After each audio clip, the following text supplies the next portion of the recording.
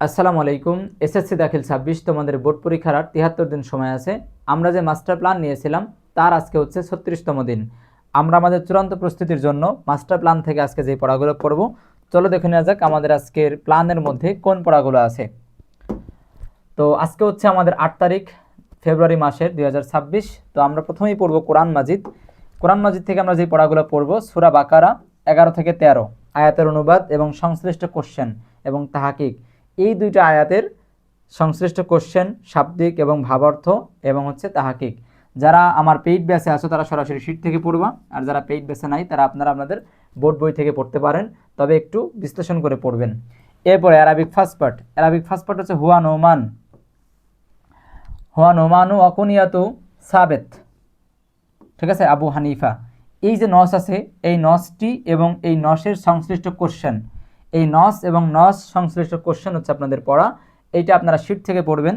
আর যারা আমার পেইড বেসে আছেন তারা তো অলরেডি ক্লাস পেয়েছেন, আমরা কিন্তু এটা ক্লাস নিয়েছি অলরেডি। যারা পেইড বেসে আছেন তারা ক্লাস পেয়েছেন, যারা পেইড বেসে নাই আপনারা এই প্যাসেজটা এবারের জন্য খুব গুরুত্বপূর্ণ। প্যাসেজটা খুব ভেঙে ভেঙে পড়বেন এবং এই নস থেকে সংশ্লিষ্ট কোশ্চেন যেগুলো আসার মতো সেগুলো আপনারা আপনাদের মডেল টেস্ট অথবা সাজেশন এখান থেকে পড়ে নেবেন। এরপরে Arabic second part. Arabic second পার্টে রয়েছে মাহুয়াল ইসমে মাফুল, মাহুয়া ইসমে মাফুল। এই যে কোশ্চেনটা আছে, এই কোশ্চেনটা গতদিন ছিল, আজকে তার বাকি অংশ, আজ দ্বিতীয় অংশ। গতদিন আপনারা পড়েছেন প্রথম অংশ, আজকে পড়বেন দ্বিতীয় অংশ, যে কোনো কোম্পানির গাইডের মধ্যেই আছে।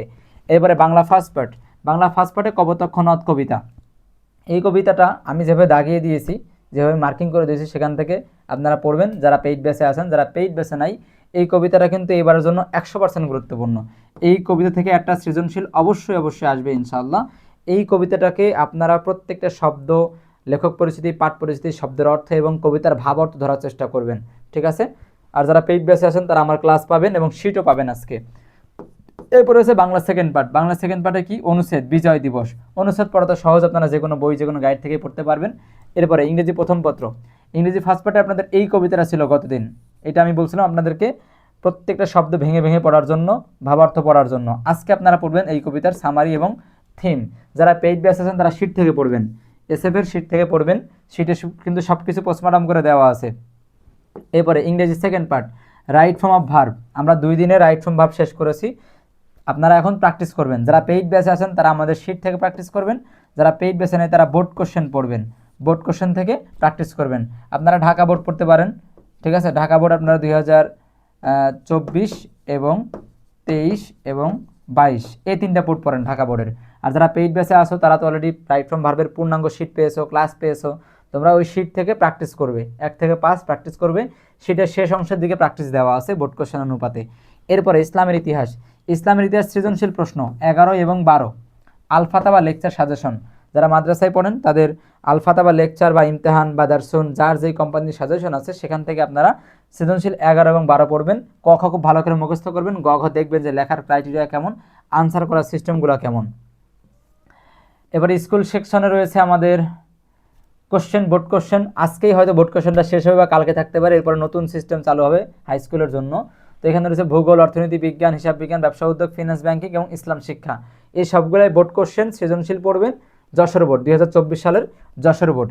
এরপরে আসছে কৃষি শিক্ষা, এরপরে আসছে হচ্ছে কৃষি শিক্ষা, ঠিক আছে, কৃষি শিক্ষা আসছে এরপরে। তো কৃষি শিক্ষা আপনাদের রয়েছে অধ্যায় 2, দ্বিতীয় অধ্যায়, মাছের অভয়াশ্রমের গুরুত্ব সম্পর্কে ব্যাখ্যা করতে হবে এবং মাছের পুকুর প্রস্তুতির প্রয়োজনীয়তা ব্যাখ্যা করো। এটা হচ্ছে 2 নম্বর অধ্যায়, এনসিটিভি মূল বই থেকে পড়বেন। এরপরে গণিত, অ্যান্টিবায়োটিক। অ্যান্টিবায়োটিক 10 এবং 11। যারা পেইড ব্যাচে আছেন তারা তো অ্যান্টিবায়োটিকের শীট পাচ্ছেন এবং ক্লাস পেয়ে যাবেন এই অঙ্কের উপরে, এই ম্যাথের উপরে। আর যারা পেইড ব্যাচে না তারা হচ্ছে 9 পয়েন্ট, যারা পেইড ব্যাচে না তারা 9.1 মানে ত্রিকোণমিতি থেকে আপনারা অঙ্ক করবেন 10, 11 এবং 14, ঠিক আছে, 10, 11 এবং 14। তো এই ছিল আমাদের কিন্তু মাস্টার প্ল্যানের 36তম দিনের পড়া। কিন্তু আমাদের কিন্তু আরেকটা সেগমেন্ট চালু হচ্ছে দাখিলের জন্য।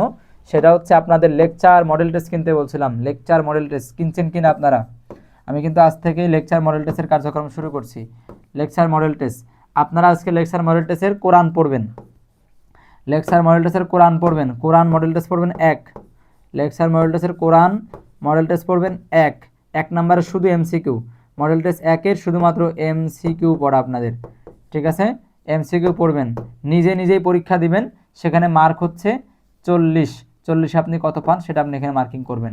তার মানে আমি মার্কিং করেন বা না করেন সেটা আপনার বিষয়, কিন্তু আপনি মডেল টেস্টের এই যে কোরআন মাজিদ 1 নম্বর মডেল টেস্টের এমসিকিউগুলো আপনার হচ্ছে পড়া, 1 নম্বর মডেল টেস্টের এমসিকিউ আপনার পড়া লেকচার মডেল টেস্ট থেকে। ঠিক আছে, তো আজকে ছিল আমাদের পড়াশোনা এই। আশা করছি আপনারা ঠিকঠাক পড়ছেন। সময় কিন্তু আর নাই, 73 দিন। দেখবেন আস্তে আস্তে আস্তে এই 7-এর সংখ্যাটা চলে আসবে 6-তে, তারপরে 5-এ, তারপরে আস্তে আস্তে আস্তে আস্তে 1-এ চলে আসবে। তখন দেখবেন যে কালকে বা পরশু দিন পরীক্ষা। তো তখন কিন্তু হতাশ হওয়া ছাড়া কিছু নেই। এজন্য যাতে হতাশ হতে না হয়, গিল্ড নিয়ে যাতে পরীক্ষা বসতে না হয়, চূড়ান্ত প্রস্তুতি নিতে হবে এবং আল্লাহর সাহায্য চাইতে হবে। ঠিক আছে ভাইজান এবং আমার আপুগণ যারা আছেন, এখনও যে সময়টা আছে, এখনও পরিশ্রম করেন, এখনও করেন। আর কত আপনাদেরকে ইন্সপিরেশন দিব।